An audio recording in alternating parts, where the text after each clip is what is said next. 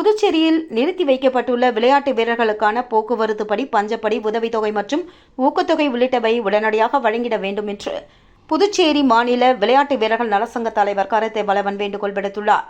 இது தொடர்பாக அவர் கூறுகையில், புதுவையில் கடந்த 2009ஆம் ஆண்டு வரை வெளி மாநிலங்களுக்கு விளையாட செல்லும் விளையாட்டு வீரர்களுக்கு போக்குவரத்து படி, பஞ்சப்படி, உதவித்தொகை, ஊக்கத்தொகை உள்ளிட்டவை வழங்கப்பட்டு வந்த நிலையில் அதற்கு பின்னர் அந்த பணம் வழங்கப்படவில்லை என்றும், கடந்த பட்ஜெட்டில் தனியாக விளையாட்டுத்துறை ஏற்படுத்தப்பட்டது என்றும், அதற்காக 500 கோடி ரூபாய் அளவில் பணம் ஒதுக்கப்பட்டுள்ளது என்றும் அறிவிக்கப்பட்டிருந்தது.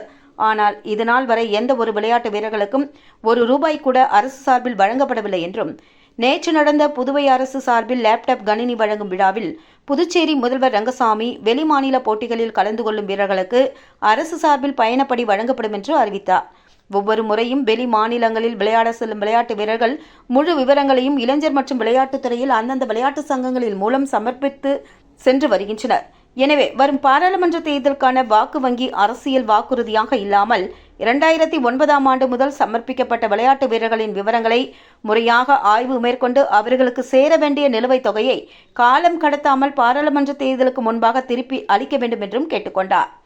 மேலும் நிறுத்தப்பட்ட போக்குவரத்து படி, பஞ்சப்படியை உடனடியாக விளையாட்டு வீரர்களுக்கு வழங்கிட வேண்டும். விளையாட்டுத்துறை இயக்குநரகம் பெயர் அளவில் தனியாக அமைக்கப்பட்டிருந்தாலும் இதுவரை அதற்கென தனி இயக்குநர் நியமிக்கப்படவில்லை என்று சுட்டிக்காட்டிய அவர், தற்பொழுது சர்வே துறை இயக்குநரே கூடுதலாக அதனை கவனித்து வருவதாகவும், பொதுவாக விளையாட்டு வீரர்கள் விளையாட்டு திடலில்தான் அதிகம் இருப்பார்கள். எனவே தனி விளையாட்டுத்துறை இயக்குநர் அலுவலகமும் அங்கு இருப்பதுதான் நல்லது என்றும், இந்திரா காந்தி விளையாட்டு மைதானத்தில் இயக்குநர் அலுவலகத்தை ஏற்படுத்தி விளையாட்டில் அனுபவமுள்ள ஒருவரை விளையாட்டுத்துறையை மட்டும் பார்க்கும் வகையில் நியமிக்க வேண்டும் என்றும் வேண்டுகோள் விடுத்தார்.